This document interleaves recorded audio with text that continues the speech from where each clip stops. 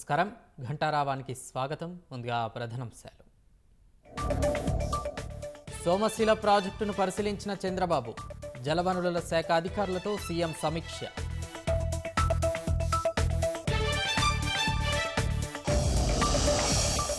రాష్ట్రంలో భారీ పెట్టుబడులకు ఫాక్స్కాన్ సంసిద్ధత.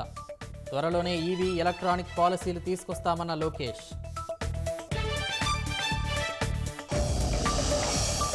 కలుషిత ఆహార ఘటనపై సమగ్ర విచారణ చేపడతామన్న కలెక్టర్.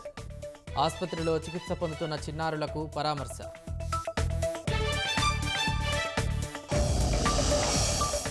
హైదరాబాద్లో దంచి కొడుతున్న వానలు. రోడ్లన్నీ జలమయం, వాహనదారులకు అవస్థలు.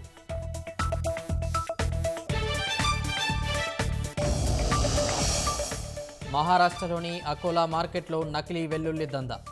సిమెంట్తో తయారు చేసి అమ్మకాలు.